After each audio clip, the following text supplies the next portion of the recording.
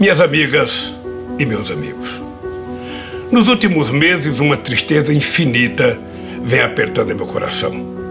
O Brasil está vivendo um dos piores períodos de sua história. Com quase 130 mil mortos e mais de 4 milhões de pessoas contaminadas, despencamos em uma crise sanitária, social, econômica e ambiental nunca vista. Mais de 200 milhões de brasileiros e brasileiras acordam todos os dias sem saber se seus parentes, amigos ou eles próprios estarão saudáveis e vivos à noite. A esmagadora maioria dos mortos pelo coronavírus é de pobres, pretos, pessoas vulneráveis que o Estado abandonou. Na maior e mais rica cidade do país, as mortes pelo Covid-19 são 60% mais altas entre pretos e pardos da periferia, segundo os dados das autoridades sanitárias.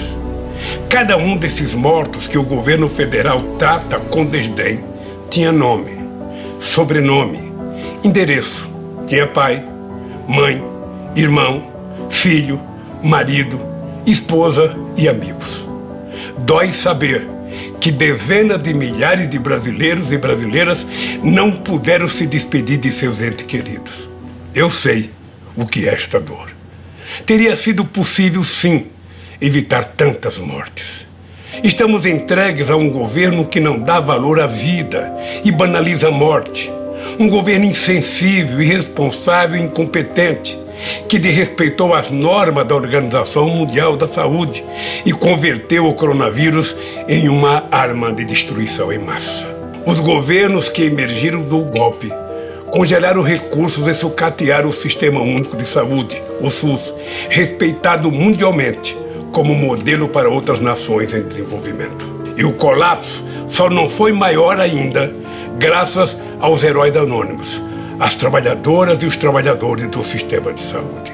Os recursos que poderiam estar sendo usados para salvar vidas foram destinados a pagar juros ao sistema financeiro. O Conselho Monetário Nacional acaba de anunciar que vai sacar mais de 300 bilhões de reais dos lucros das reservas que nossos governos deixaram. Seria compreensível se essa fortuna fosse destinada a socorrer o trabalhador desempregado ou a manter o auxílio emergencial de R$600 enquanto durar a pandemia. Mas isso não passa pela cabeça dos economistas do governo. Eles já anunciaram que esse dinheiro vai ser usado para pagar os juros da dívida pública. Nas mãos dessa gente, a saúde pública é maltratada em todos os seus aspectos. A substituição da direção do Ministério da Saúde por militares sem experiência médica ou sanitária é apenas a ponta do iceberg. Em uma escalada autoritária, o governo transferiu centenas de militares da ativa e da reserva para a administração federal, inclusive em muitos postos-chave, fazendo lembrar os tempos sombrios da ditadura. O mais grave de tudo isso é que Bolsonaro aproveita o sofrimento coletivo para sorrateiramente cometer um crime de lesa-pátria. Um crime politicamente imprescritível. O maior crime que um governo pode cometer contra o seu país e o seu povo. Abrir mão da soberania nacional. Não foi por acaso que escolhi para falar com você neste 7 de setembro, dia da independência do Brasil, quando celebramos o nascimento do nosso país como nação soberana. Soberania significa independência, autonomia, liberdade.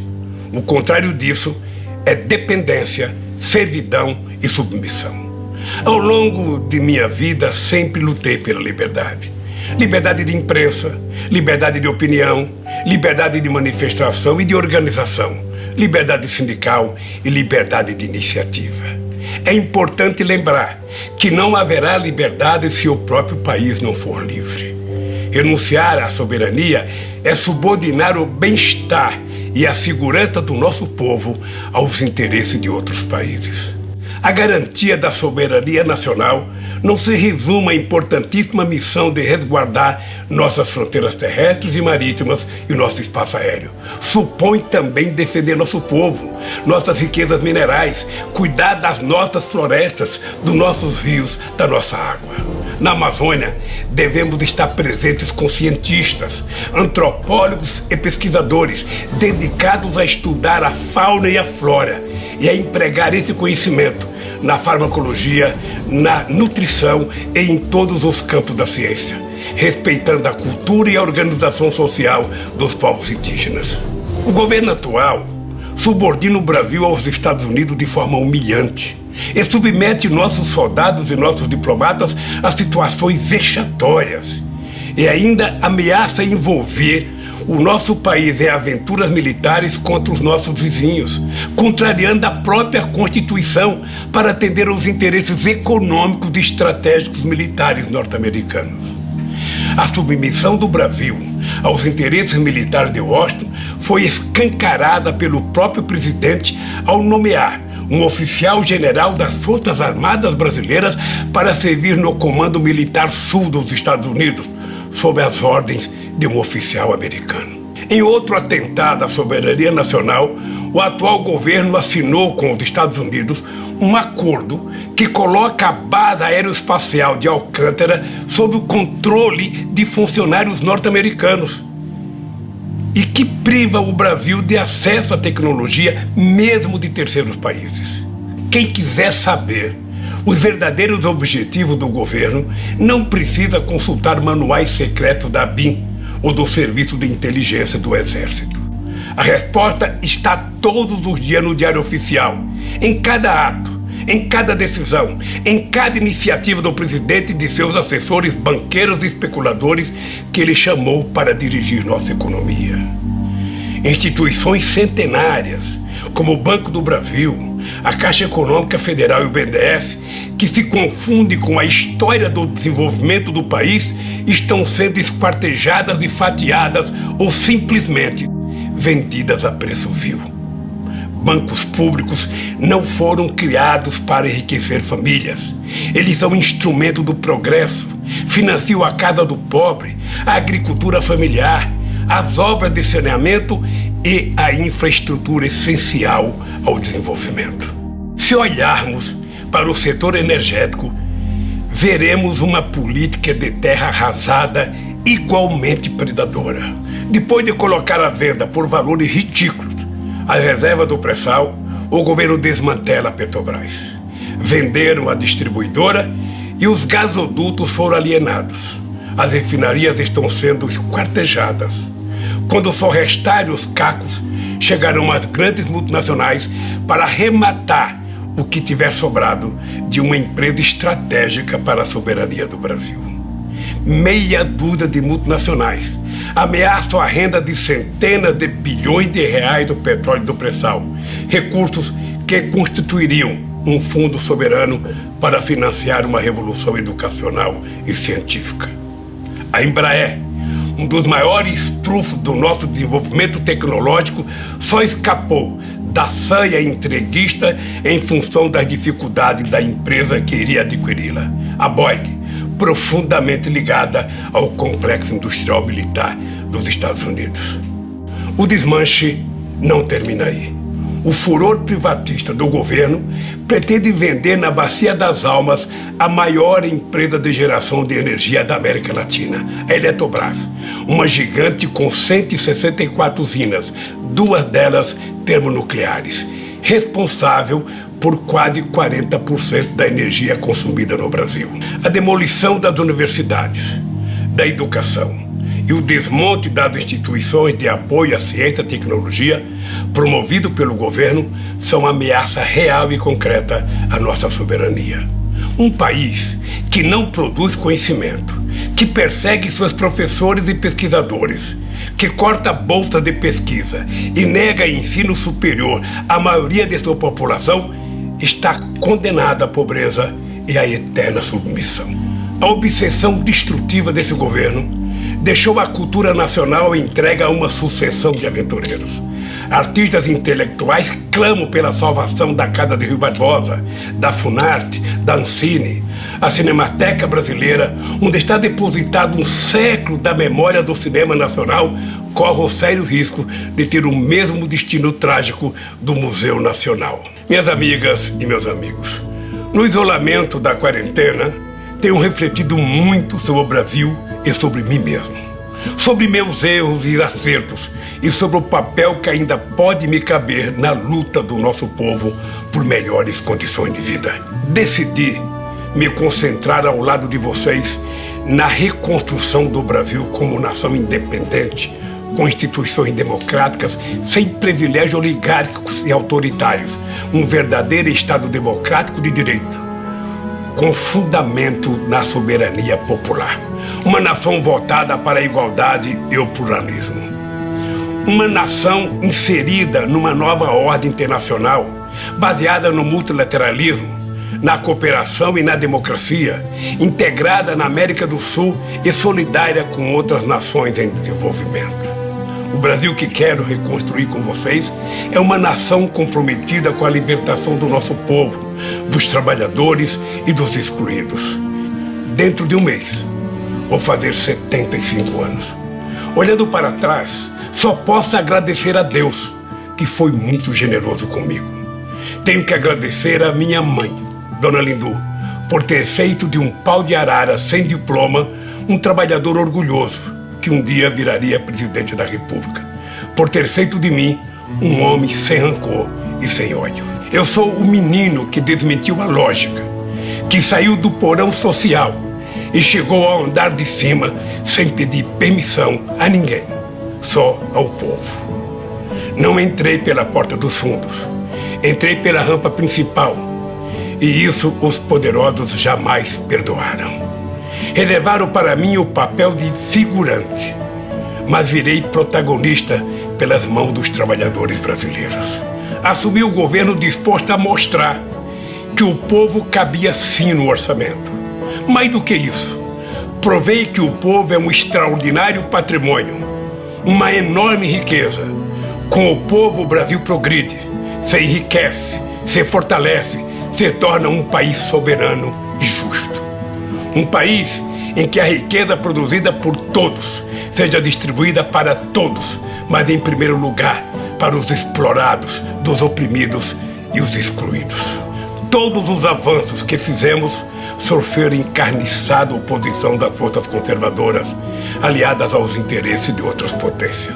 Eles nunca se conformaram em ver o Brasil como um país independente e solidário com seus vizinhos latino-americanos e caribenhos, com os países africanos, com as nações em desenvolvimento.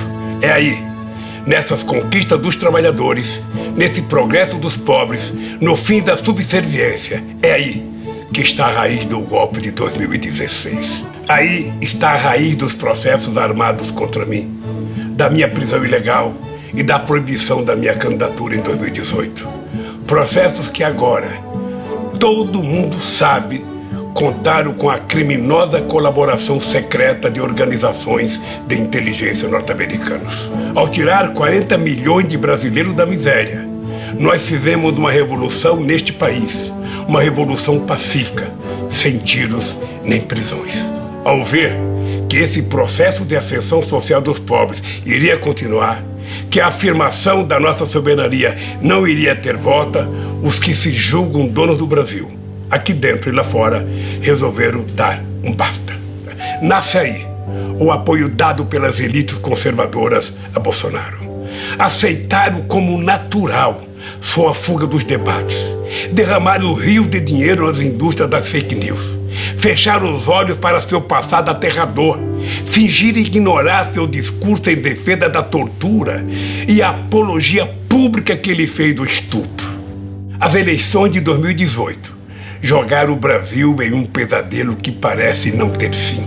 Com a ascensão de Bolsonaro, milicianos, atravessadores de negócios e matadores de aluguel saíram das páginas policiais e aparecem nas colunas políticas.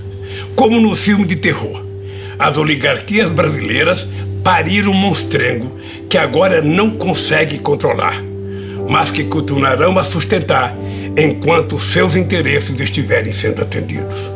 Um dado escandaloso ilustra essa conivência.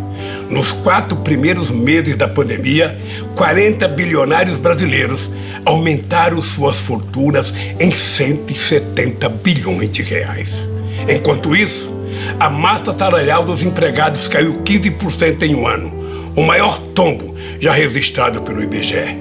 Para impedir que os trabalhadores possam se defender dessa pilhagem, o governo asfixia os sindicatos, enfraquece as centrais sindicais e ameaça fechar as portas da Justiça do Trabalho. Querem quebrar a coluna vertebral do movimento sindical, o que nem a ditadura conseguiu. Violentar a Constituição de 88. Repudiaram as práticas democráticas, implantaram um autoritarismo obscurantista que destruiu as conquistas sociais alcançadas em décadas de lutas. Abandonaram uma política externa altiva e ativa em favor de uma submissão vergonhosa e humilhante. Este é o verdadeiro e ameaçador retrato do Brasil de hoje. Tamanha calamidade terá que ser enfrentada com um novo contrato social que defenda os direitos e a renda do povo trabalhador. Minhas amigas e meus amigos, minha longa vida, aí incluídos os quase 2 anos que passei em uma prisão injusta e ilegal, me ensinou muito. Mas tudo que fui, tudo que aprendi, cabe num grão de milho se essa experiência não for colocada a serviço dos trabalhadores. É inaceitável que 10% da população viva às custas da miséria de 90% do povo. Jamais haverá crescimento e paz social em nosso país, enquanto a riqueza produzida por todos for parar nas contas bancárias de meia dúzia de privilegiados. Jamais haverá crescimento e paz social se as políticas públicas e as instituições não tratarem com equidade a todos os brasileiros. É inaceitável que os trabalhadores brasileiros continuem sofrendo os impactos perversos da desigualdade social. Não podemos admitir que nossa juventude negra tenha suas vidas marcadas por uma violência que beira genocídio. Desde que vi, naquele terrível vídeo, os 8 minutos e 43 segundos de agonia de George Floyd, não paro de me perguntar: quantos George Floyd nós tivemos no Brasil? Quantos brasileiros perderam a vida por não serem brancos? Vidas negras importam, sim, mas isso vale para o mundo, vale para os Estados Unidos e vale também para o Brasil. É intolerável que nações indígenas tenham suas terras invadidas e saqueadas e suas culturas destruídas. O Brasil que queremos é o do Marechal Rondon e dos irmãos Vilas Boas, não o dos grileiros e dos devastadores de florestas. Temos um governo que quer matar as mais belas virtudes do nosso povo, como a generosidade, o amor, a paz e a tolerância. O povo não quer comprar revólver, nem cartucho de carabina. O povo quer comprar comida. Temos que combater com firmeza a violência impune contra as mulheres. Não podemos aceitar que um ser humano seja estigmatizado por seu gênero. Repudiamos o escárnio público com os quilombolas. Condenamos o preconceito que trata como seres inferiores, pobres, que vivem nas periferias das grandes cidades. Até quando conviveremos com tanta discriminação, tanta intolerância e tanto ódio?